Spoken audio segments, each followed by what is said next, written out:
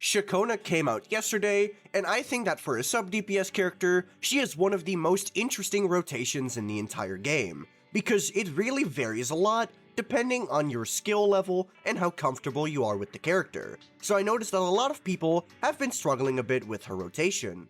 So that's why I'm making this video. I'm going to be going over multiple rotations for Ciaccona at varying levels of skill with varying benefits. First, I'll show them in real time, then I'll show them slowed down, and then I'll talk about the exact inputs. I'm also going to be going over a couple of tips and tricks.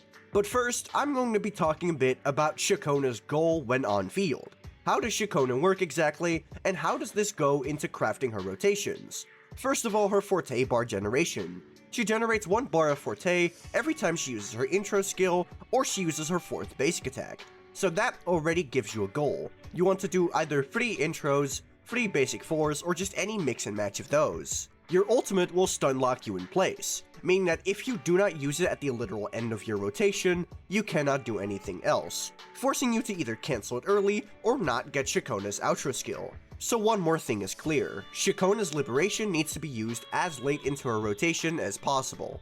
When playing her, you'll also notice that she regenerates Concerto extremely fast, but skipping out on her Forte Heavy or her skill is a bad idea because they generate a lot of resonance energy, so no matter how tempting it might be to swap off Ciaccona early, don't do it.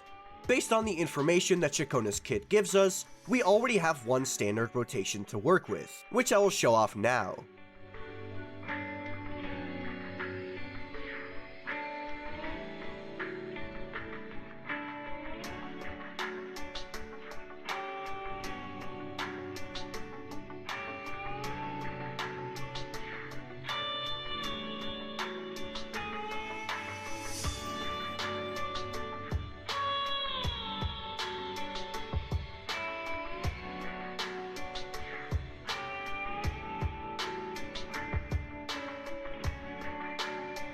So as you can see here, the inputs are intro skill, basic 3, basic 4, skill, basic 2, basic 3, basic 4, heavy attack, and liberation, which already seems pretty fast on its own. This is Ciaccona's basic rotation, aka if you're not very good at the character and haven't discovered any tech, this is most likely what you're going to be aiming for. This is by far the easiest of Ciaccona's rotations. It doesn't have many problems with being interrupted, and it overall just is a good basic rotation that features everything that Ciaccona needs to do in order to get her outro skill. In turn, this is also the longest of Ciaccona's rotations, so if you have any sort of skill, I would try to avoid using this rotation if possible. Now it's time to talk about Ciaccona's next rotation, and this is the one that I recommend everyone practice, as it is very consistent with a little bit of practice, and is also only a little bit slower than the most optimal rotation. So I'm going to play it for you now.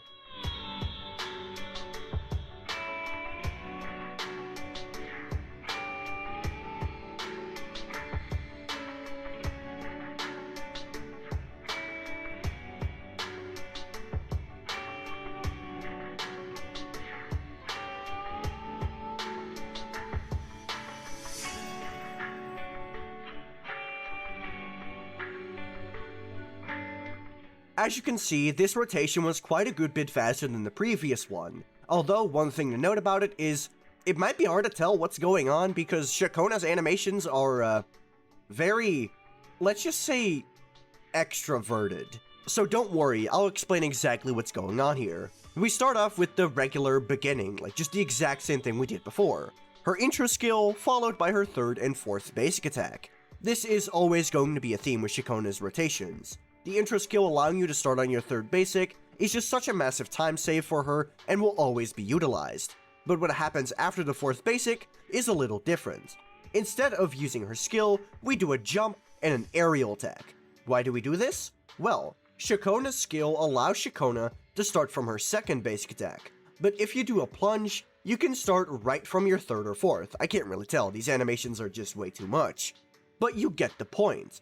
By doing a jump and an aerial attack, Ciaccona is able to get her 4th basic attack again quite a bit faster. This also saves your skill for another moment in the rotation if you want to use it at a different point. However, usually, I use it after this 4th basic attack, and then I use my heavy attack and ultimate, just like previously.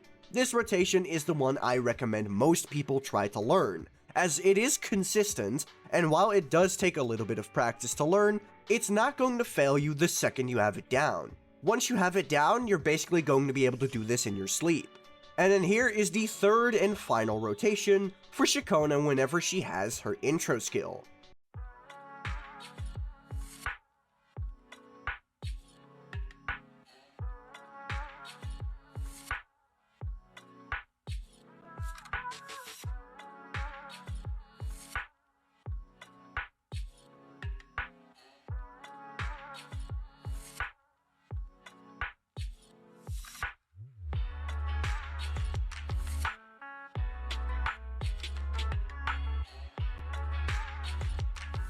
We yet again start with her intro skill, her third and fourth basic. Like I said earlier, this is never going to change. If you have Ciaccona's intro skill, you are using the intro skill and the third and fourth basic, this is just never changing.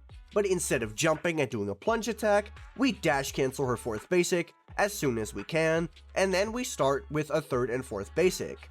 Much like the plunge, this allows you to start on your third basic immediately, and it's much faster than the skill. So why do we not use this instead of the plunge? Well, simple. It's inconsistent and requires some very tight timing. We don't use this rotation because it simply won't work all the time. So ultimately, this rotation, while it is the fastest out of all of them, is not going to be the one I recommend you use. If you're a speedrunner, sure, you can try and learn this rotation for that little bit of time save.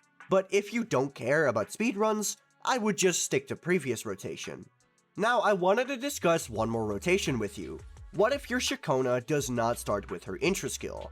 After all, you don't get the fast fourth basic attack, and you also do not get the concerto energy that the intro skill provides. Neither do you get the forte stack. So what do we do in this situation?